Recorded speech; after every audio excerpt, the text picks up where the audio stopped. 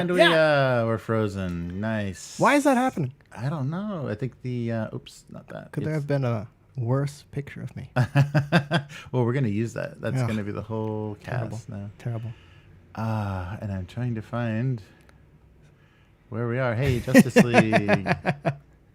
Come on. Hey, Dune. Okay. Oh, that's what it was. It looked like a pizza. Yeah, right. It does. It's Arrakis. This one? It's fun. Yay. So I guess I can just leave this up, actually. Oops. No. Oh, what was that? Hello. Okay. Okay. There we are. We are live, and I'm just going to leave that this there up. in case it keeps freezing. Because it just did. Yeah. What the heck? Yeah. Technical. This is why we started as an audio-only podcast. Right, and should have stayed that way. All right. Yeah, live streaming ain't that fun. All right, so we'll move minimally, so you may not notice if we don't. All right, here, let me put this down here. Okay. Hey, frozen. Yeah. Wow, this is terrible. It might be a cable. All right, we're still moving. Moving. You have to constantly do something. Yeah, it might either be a cable or the actual thing that's converting the video. Might have to replace that if it keeps up. Strange. But anyhow, yeah, that's as close as it's going to get. So just look into the camera. Yes. Pose, and that way when it freezes, we'll have a nice still to put up. All right. So we are live. Okay. So welcome to the Weekly. I'm Jeremy. I'm Chris. And this week on the Weekly, this is the week of TROIKAfest. Oh. There's a charity RPG bundle for a game designer with COVID-19.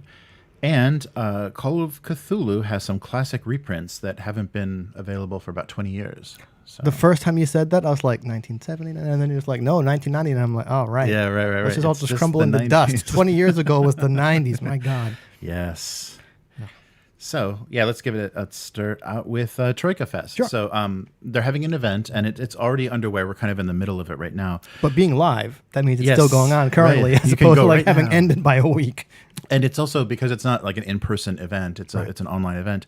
It's composed of live streams and just kind of walkthroughs and things. And there's also a Kickstarter that they're doing associated to it. So TROIKAfest is the perfect event for someone that's never played this whimsical tabletop RPG.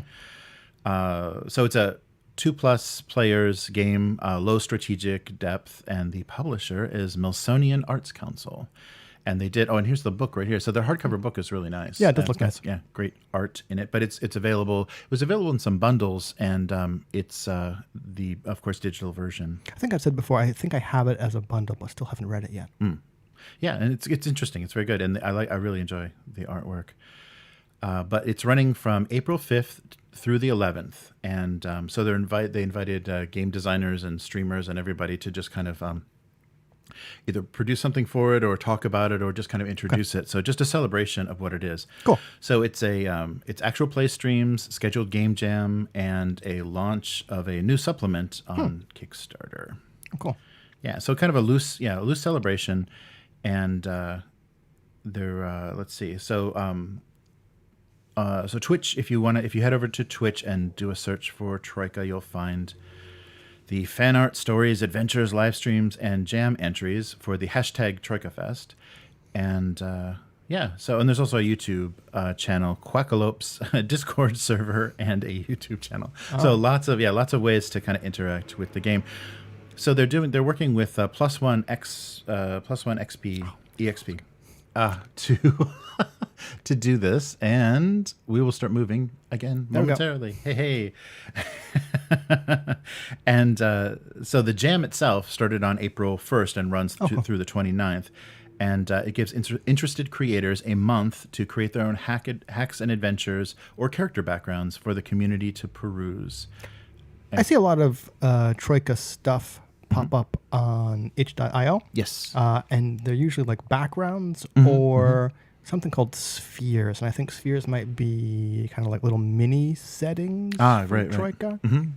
Yeah, and like it's very the books themselves, like there's already a lot you can kind of play around with in just the basic book, and then people are developing settings that have, and basically most of this book is random like D66 character generation, D66 like enemies or encounters, but in the descriptions of all of those kind of is the world, right? And it's kind of open to your interpretation. It's not specifically, you can kind of play with what this means or who that would be in the world. And I think some settings get more specific, but it is kind of meant to be more free form and just let your kind of imagination take over.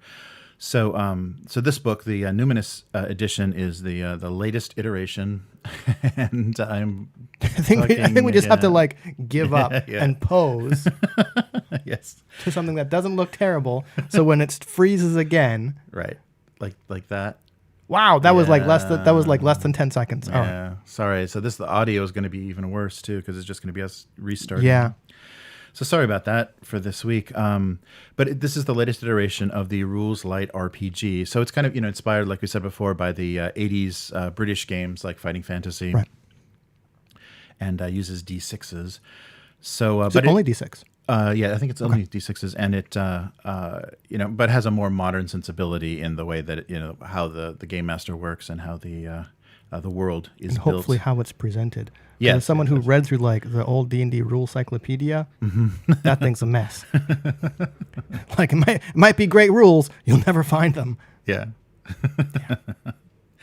So if you're interested at all, if you haven't heard of the game or are interested in seeing what it's about, take a look at some of the actual plays and see kind of the style of that game and how some people deal with it. So the author, Daniel Sell, he's the co-founder of the Melsonian Arts Council, and he is also they're kickstarting. Let me get, what is that? They are kickstarting also the a first party supplement, which is the Academies of the Arcane. Oh, cool. It's going to start during this week. So it's a source book for everything the group might need to insert cryptic colleges, mythic monasteries, or Montessori's, Montessori's, and other buildings full of wizards into legendary libraries. Yes, possibly.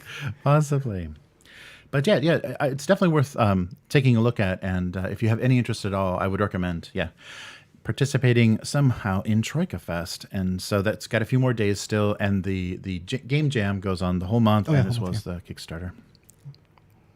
I haven't made anything recently, but maybe I'll have to check out the game jam because I've found that for anything I do in life, I kind of need an external deadline. And game jams often help drive that. Right. No, that's good. That's a good point. Stuff that is just for me, that I set my own deadlines. No. I'm like, that doesn't matter. Just keep pushing it back. Oh, past it. I've lost interest. Oh, but an external deadline. Okay. Right. I have until I die to finish this. Actually, it's not a bad deadline, is it? But speaking of itch.io, there is currently a charity bundle on itch for a game designer with COVID who is in intensive care. So 100% of the proceeds go to the designer Tiago Rolim, and he in the bundle itself, the charity bundle itself, is all Latin American tabletop designers, and they've banded together to raise those funds for their hospitalized friend. And so all of their adventures and supplements and everything include, I think it's 70 some items. Wow. So it's another big bundle. Because in his home country, a day of ICU is about over $1,000 US. Wow. So this is and because the city is in lockdown, they're prohibited from working. So there's no way to raise those funds. Yeah. So it's just a really nice cause, and it's great that this kind of thing can be organized to help support somebody in need. So the designer himself, Tiago, is the designer of Numa, which is a medieval Japanese RPG about revenge and oaths among frog warriors. Okay. So maybe taken from the old manga, his original prints of the mice and the frogs. And war. Rabbits, yeah. Yeah, right. Or rabbits, that's right. Yes. It ain't Redwald. Yeah, right. So, so that's great. So if you just... and some of the other things included in the bundle will be Lucas Rolim's Pacts and Blades, which is a minimalist OSR RPG, kind of inspired by Michael Moorcock's work. M.A. Gaux' Mínimo, which is a tabletop system stripped down to the absolute bones that provides a pocket-sized game that can be easily taught to anyone, including the elderly that may not even know what an RPG is. No, I probably don't. Yeah. And Melo's Cyber+PNK, CBR+PNK. Ooh. So it lets players embody a team of cyberpunk runners, and it uses the Forged in the Dark, Blades in the Dark, Forged in the Dark rule set. I believe that's the same designer who made Escape from Station 52. Oh, cool. So I think I have a copy of that. Mm-hmm. It's a single A4 trifold, and the design is absolutely like amazing. Oh, cool. I'll have to print it out in color because it's like bright yellow with like like the black hazard stuff all over it. Right. Yeah, it looks really cool, and I'm mad I don't have a printer that prints all the way to the edge. Right. Nice. But so that's 72 items for $10 or £7 sterling, and all of the proceeds, 100% go to Rolim's medical costs. So well worth it, and they've already raised about $6,000. Cool. And it goes on until April 30th. Cool. So if you are kind-hearted, please take a look at that. And you'll get access to some great Latin American designed games. All right. Oh, and the last little thing that came up that makes us feel old, oh no, because we have to do the math, is so Beyond the Mountains of Madness and the Horror on the Orient Express are being reprinted. So 2 classic campaign books for Call of Cthulhu.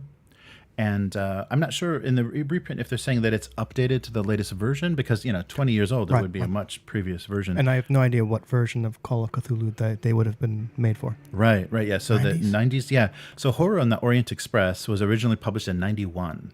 Okay. So that's a 2-part campaign inspired, of course, by Agatha Christie's, whodunit murder novels, but with a Lovecraftian twist. And it doesn't say they must be up. I don't know, because people may want to play something original. I'm not sure what the editions of Call of Cthulhu have really done, if they've changed enough that old material is unusable or not. Which one are we up to now? I want to say either 7th or 9th. Yeah, it's something much more than in the 90s. It's okay, yeah, that's a given. Something much more than in the 90s, yeah. I also wonder how much the mechanics have changed, because the Call of Cthulhu book I had was I want to say 3rd or 4th edition, and I'm sure there are significant, maybe not significant, I'm sure there are changes, because that's what a new edition does. I really doubt they went away from the percentile die mechanic. Probably not, yeah. So that probably, you could translate that probably with less fuss than some other systems that have been updated. So, 55% is still going to be 55% whatever, version you're using. But who knows how other little sub-mechanics are handled. So, yeah, that's very true. Yeah, I saw they're doing a film of oh no, it's not murder. Is it Death on the Nile? That's right. No, yeah. So another kind of Agatha Christie kind of, that's a Hercule Poirot. Yeah. So I think the Knives Out has inspired a whodunit renaissance. That would be horrible, because that movie was kind of a deconstructed. Well, there's also going to be a 2 and a 3. Oh, really? I think I've heard something that's going to be maybe direct to streaming service. Probably. Maybe, well, yeah. I still haven't seen Knives Out, so. Yeah, it's interesting. I was very reluctant because of the director to see it, but it was an interesting way to kind of deconstruct the whodunit by revealing really early, and then keeping that tension, tension going on of who is actually, motivating things. They tell you exactly what happens. So you're like, wow, okay, so what are we waiting for now? But but so just so your expectations are always subverted because it's Ryan Johnson. But the cast is amazing. Yeah, they're really good performances by a bunch of people playing greedy family members. But anyhow, Horror on the Orient Express is not that. Yeah, it's a tricky word to say. Yes, but it so I'm curious if those are going to be popular or have kind of been in demand. I'm sure there's been scans and things floating around forever, so finally Chaosium will get some money from people actually playing those instead of just the PDFs that everyone has been trading for 20 years. But Yeah, I guess, well, this is not tabletop related, but in the spirit of feeling old. Oh, no. Okay. So it's a site that sometimes does tabletop reviews. So Polygon. Polygon Polygon had an article that I was really surprised by. It was fun to read, and whoever wrote it was was very young, so I was surprised that they had this kind of interest and information in the subject. But the article was about Tex Avery, right? Okay, the cartoon director. I'm already interested. Okay, and so it just talked about like his situation at Warner Brothers and how he was kind of under the thumb of Friz Freleng or whoever the director was that was kind of mentoring him, and he couldn't like go all out. He couldn't do exactly because they kept pulling him back and saying that's a little much. So what they wanted like the wolf to do like bigger eye bulges and like bigger shoulder pads. No, that comes later, right? Oh, that comes later. Yeah, so okay. This is Bugs Bunny. Like this is him doing Bugs Bunny, and you could already see he wanted to do something else, and so then he moves to MGM and directs his own. So that's Droopy Dog, and the wolf and all that good stuff. And so he kind of comes into his own and really like creates his kind of language of those extreme gags that we all know as and most people just kind of associate, oh, that's cartoon because when it's actually Tex Avery. Yeah, right, because it's specifically his style gags. But so I was like, wow, that's really interesting. And I wonder if anybody reading this is now going to go look for some of his stuff or whatever. Because when we were younger, that stuff was just omnipresent. It was kind of early cable or even before that. And they just had to fill the afternoons with cartoons. So you had to Bugs Bunny half hour and a Tom and Jerry half hour. And they would just, just keep rolling this stuff out. So a lot of the references you didn't get, the pop culture 40s actors and things didn't make any sense. The World War II stuff, you're like, okay, whatever. And as a kid, yeah, definitely. Yeah. So it was a lot of stuff went over your head, but you enjoyed, the physicality and the comedy and everything. And I think that stuff it's disappeared for probably about 20 years, the same amount of time as Call of Cthulhu supplements. So is that the on the Orient Express? They're all watching Tex Avery cartoons? Because, so I just have a feeling that because of how the rights worked with cable, like, they just went to Cartoon Network. If the Cartoon Network wasn't running them, they didn't show up anywhere. And so then I looked in the comments. I made the mistake. Looking at the comments. So this does connect back to Call of Cthulhu because, like the Necronomicon, you never read the comments. Do of not anything. open it. Yes, including whatever this is. Yeah. So I ventured below further than I should have, and a couple of really bizarre comments. Right. And so I'm trying to decode like if this is really just heavy trolling or if this is like legitimate like. Innocent ignorance coming. It's really bizarre. So the first comment was, never understood the appeal of Jones or Avery, referring to Chuck Jones. Yeah. Thoroughly dislike their sense of humor, which is about all there is in their films. So I was like, wow, it's unlikable. It's the comedy of Tom and Jerry and Bugs Bunny is repellent to you because, very strange. So I was like, okay, that's odd. That's an odd reaction. But that had a mature kind of the way that it was written. So that person's not young; it's probably a boomer. And so, okay, a internet critical boomer. And then the next one, this totally just like, okay, I think the streams have crossed, and people have no idea like reality and what media in context. Notice that Tex Avery's stuff only used visual animation and film editing and sound to convey the state of health of the characters or a thing happening. He never used a health bar, pop-ups, or a text box like, your sword is broken, this opponent is low on health, your crafting recipe resulted in XYZ. Like video games often do, because they're a failure of art made by insular hobbyists who choose to remain ignorant about our other closely related arts.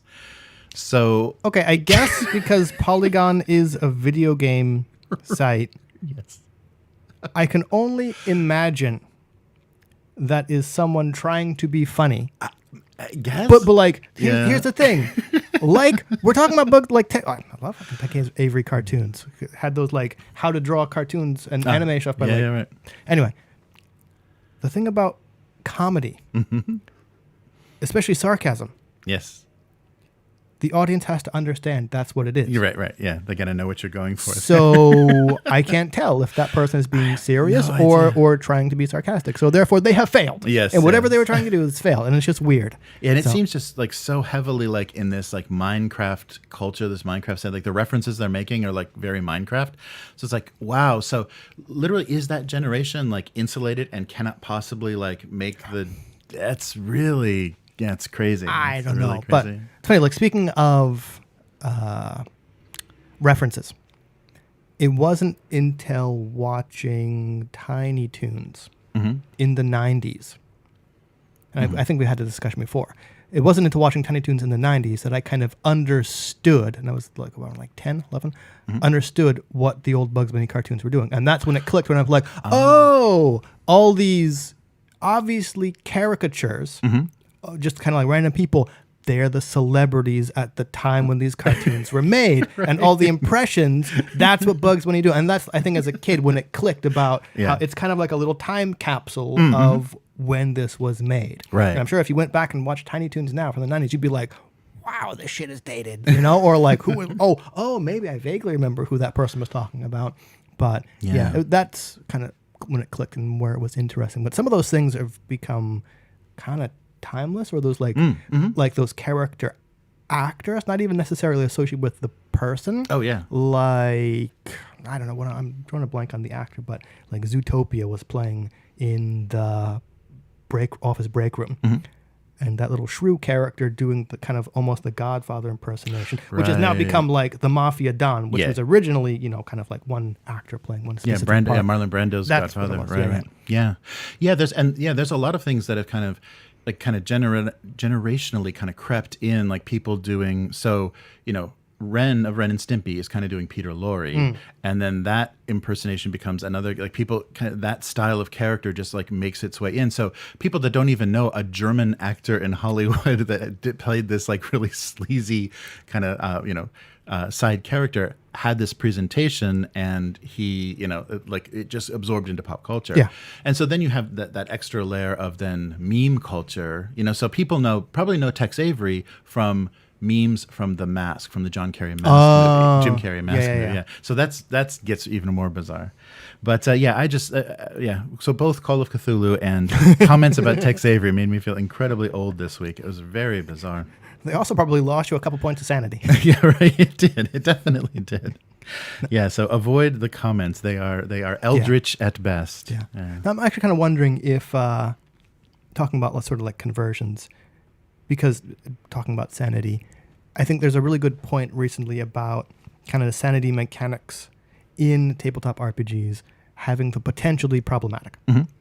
And thinking about the book that I've read, but we've still not had a chance to play with everything and doesn't narrow it down, Fate of Cthulhu, where you're basically playing Terminator-style characters coming back from a future where one of the mythos creatures has won, and it's your job to prevent that disaster from happening. But there's no sanity mechanic. Instead, there's the corruption mechanic, where you get more basically physically, you manifest more of these eldritch kind of things, which let you do bigger and nastier things, but at the cost of your more physical well-being than mental. That all connected, because I wonder if you could look at these newly republished or newly available Chaosium modules. You'd have to do a fair amount of work to shift it from investigation to more I'm back from the future kind of action stuff. But maybe you could use those as inspiration for a Fate of Cthulhu game. Right. Yeah, that is interesting. And just I think that we're now in this, like, the problematic nature of reprinting is you're taking something 20 years, 30 years, 40 years out of a cultural context and putting it in now. And if you're just straight reprinting it, then it's, who knows what's going to be in it. Yeah, there's going to be all kinds of reactions. And especially if it's Call of Cthulhu, where like let's be honest, H.P. Lovecraft was a raging racist, and that stuff creeped into all his work. And that kind of, I think, unintentionally got ported over in bits and pieces to Call of Cthulhu, especially if you're going to do like 1920s stuff. Well, yeah, because you're going to have like exoticism and like locations and things where it's the white travelers encountering the mysteries of foreign lands. Wow, are those people just foreigners, or are they horrible Cthulhu cultists? I don't know. Kind of the same thing, maybe. Yeah, right. Yeah, I'm attacking their religious practices because I suspect they possibly could be. Yeah. Right. Actually, it doesn't really matter. You know, Cthulhu's a cover just for we don't like these people. Right. Yeah. Right. You just call it. You just call them. Cthulhu cultists, just so that you can take them apart. Yeah. So. So that's a very thing that we're going to kind of keep running into. And I mean, people, but I don't think, and this is a discussion I think it was going to kind of keep continuing. I don't think we should erase the originals. Like the originals should be allowed to exist as like historical documents. Right. And nobody should be selling them if there is like horrible racism or something in there. A company can't say we're the good guys and we, don't do anything wrong, but we do sell this old stuff. You're going to have some sensibility of that, but you can't understand the current context, the current sensibility without seeing kind of where it came from. And gaming, you need to be kind of accurate or aware of, kind of the origin and the arc that things have taken. Yeah, like you said, kind of tying it to cartoons. I mean, either Warner Brothers or MGM, some of those old like Tom and Jerry cartoons and stuff are pretty racist now. And we'd had a discussion before where some of them have been aired with the tagline that says, these are presented uncut for historical purposes. However, the portrayal of certain peoples was wrong back then and is wrong now, and like we don't condone it. But to sanitize or erase these things is to pretend it didn't happen, which is kind of exactly as you said. So I think we've had a discussion before where I'm more okay with presenting it with that, especially if like the creator has been dead for a long time and is not there for like getting proceeds from distributing problematic stuff. Right. But, no, I think that's true. Yeah. It's, it's a funny thing, and it's not going to end. And there's always going to be a different sensitivity because, cartoons were edited for racial context, racist context, but then also violence. In the 80s, it started to become, violence was an issue when, somebody hit somebody with a hammer. Oh, a kid imitated that once, so we have to change that. So yeah, you're always going to have to be aware. And if you've just deleted everything as you go along, you'll have no Tom and Jerry cartoon. You'll have no whole Bugs Bunny cartoon. Yeah. There'll just be these establishing shots of these houses and a mouse hole, and then the credits will roll. Pretty much. Yeah. So it's that's a very interesting thing. So I guess that brings us to the table, which how problematic Dark Sun is. I think I want to bring that up because we have a reprint of sorts, a print on demand, of sorts. So they're doing physical copies now again of, or if they I think they just started because the digital versions of the Dark Sun box set have been available for a while. Okay. And I think they just started to do these kind of collections. They're doing it with a lot of old TSR stuff. And so Dark Sun. So I picked this up because I had listened to some kind of Dark Sun lore, and kind of heard a lot about the setting. And I like the setting a lot. It's like a really crazy, because it's Brahm. It's all kind of inspired by the art of Brahm, and kind of like pushing D&D towards more like sword and sandals and real gritty, possibly inspired by Mad Max. Yeah, right. Yeah, and there's also kind of the underlying ecology. Yes, right. Where magic's kind of powered at the expense of draining nature. That's what happened to the planet. Yeah, the magic users just screwed the planet. Yeah, and so and I like how it corrupts because all the standard races are there, but they're all corrupted either by the sun or the kind of the living conditions or whatever. And so got this book for the setting. And then looked at the second edition D&D rules or AD&D rules and said, they're incomprehensible. I'm never going to get anybody to play this. Right. There's no way that this is actually going to happen.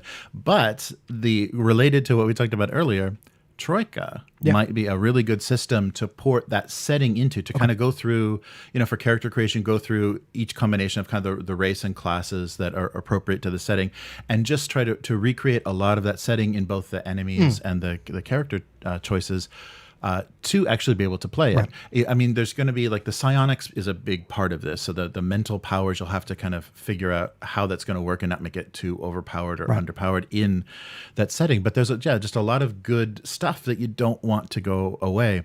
But is anything particularly problematic in Dark Sun? The thing, I don't think I had a copy of Dark Sun. Maybe I did.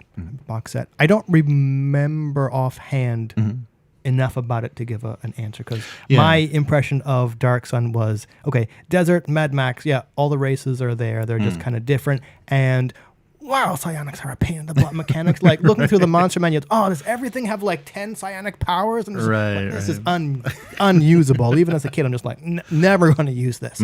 So I would be interested in reading through it and finding if they're wow, that sounds like I'm out to kill people's joy. Like, I want to read through this book and find all the problematic stuff to tell you why it's bad. No, I mean, all I'm trying to say is I can't say whether or not, like, immediately what parts need to be cut out, if anything.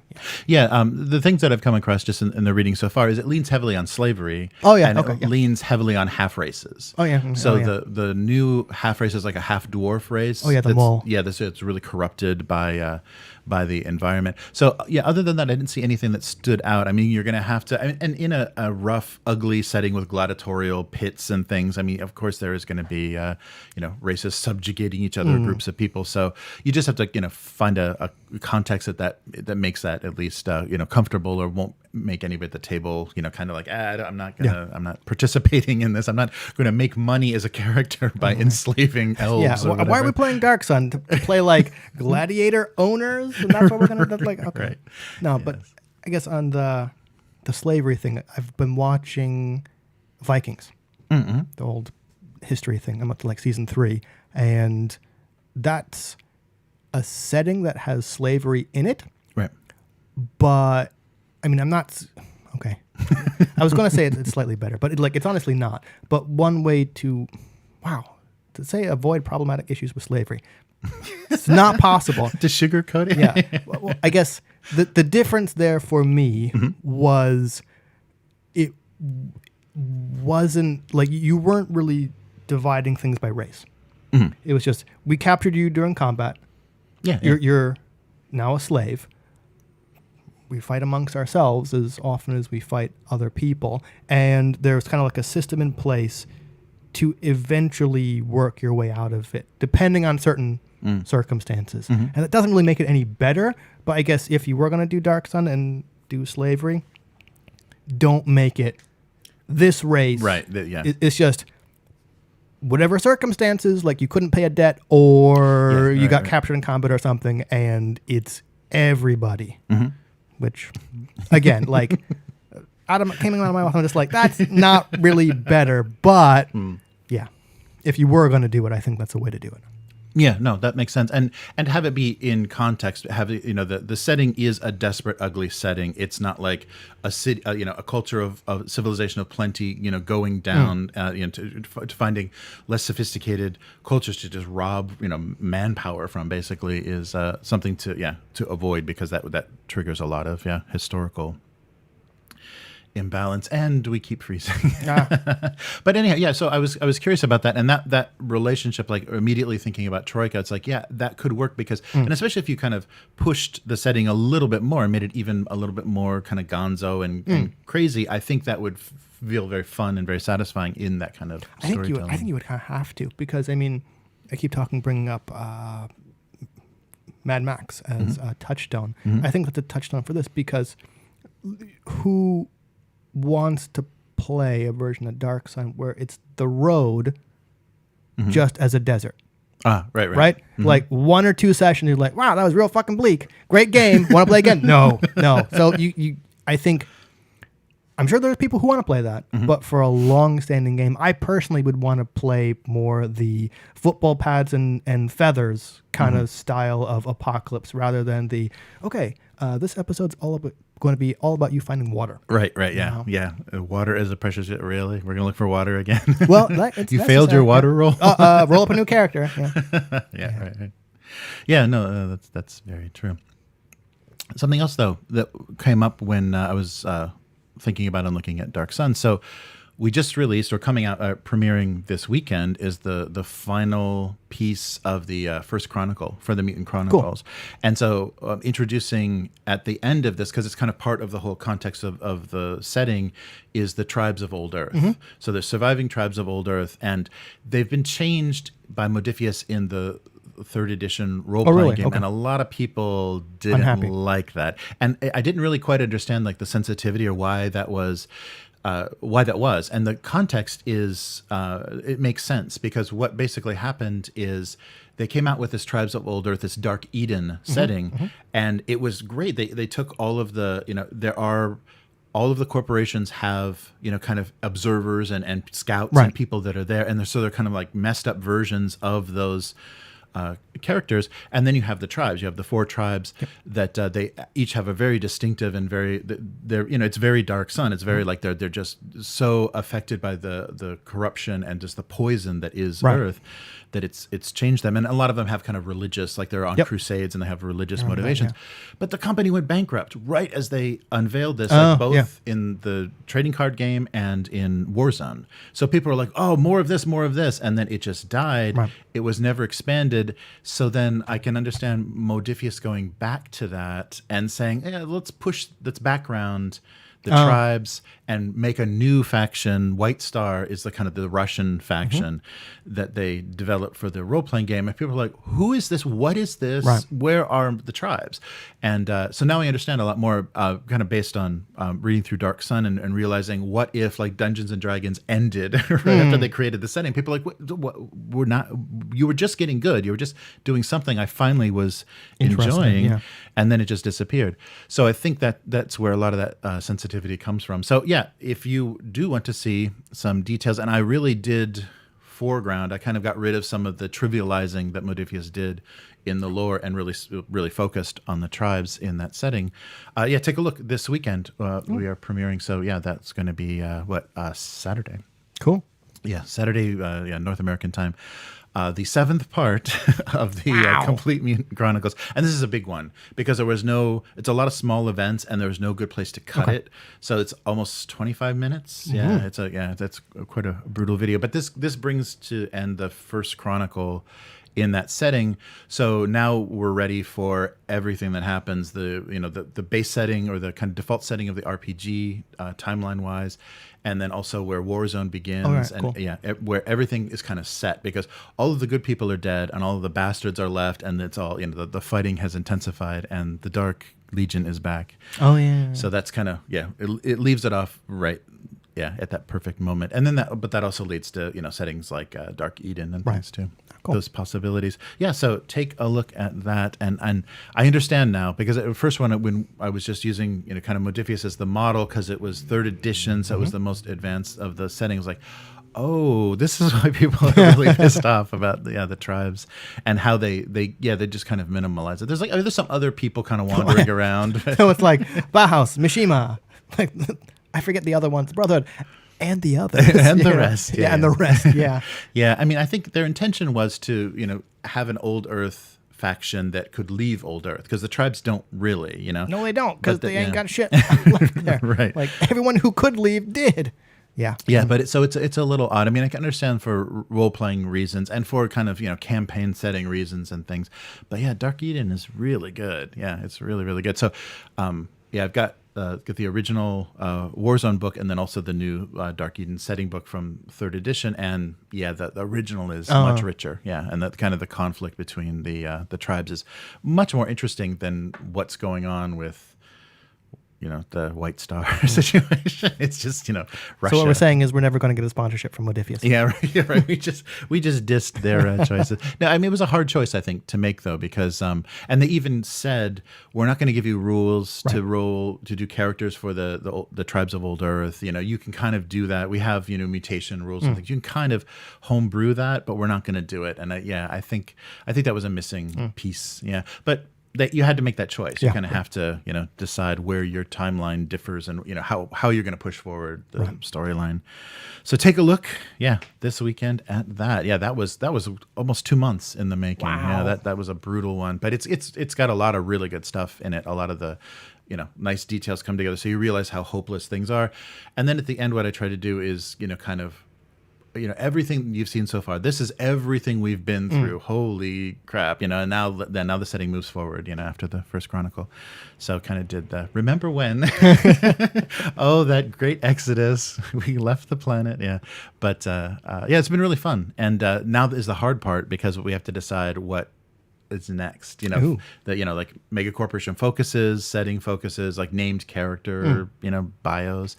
So yeah, that's where everybody listening to this and watching those videos is going to come in, because we're going to have to do polls and kind of find out, what you want to see next. Interactive. Yes, because there's a lot. There is a lot of stuff, and so we have to find which pieces we're going to tackle first.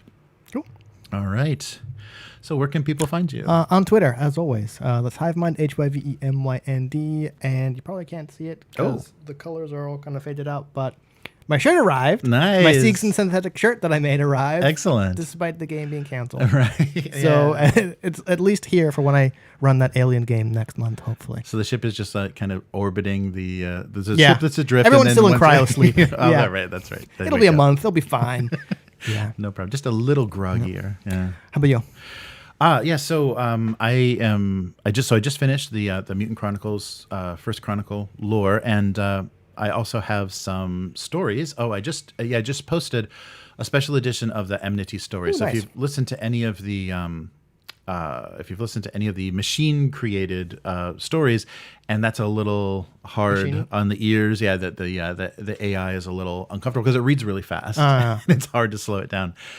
Lee Anderson read one of the stories, and so I posted her version of the first story, and it's beautiful. Yeah, it's really amazing. So her performance gets so much more across than any computer software could ever do. So so check that out on the stories.enmitycorp.com. There's a link under this video, and also then the live stream. Yeah, so the Abuse Cartoons live stream every week, Wednesday night, and that's abusecartoons.com, and also on Twitch and YouTube.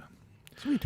So that's it for this week. Awesome. All right, we'll be back next week, and we might actually move right at the end. We're going to move at the end. We're going to actually be able to we're moving. There we go. All right, so that's it for this week. Sorry for all the technical problems. We sporadically restarted the video. Just listen rather than watch. Yeah, listen. Just listen. It's much easier to listen to. Okay, so that's it. Goodbye. Later, mortals. Oh, thank you, Joe. Thank you so much, Joe. We will definitely put that towards new equipment. Oh, man. Yeah. Crazy. Yeah, what is that? It's either a cable or the link. Oh, come on. All right. Okay, thank you. Goodbye. Bye.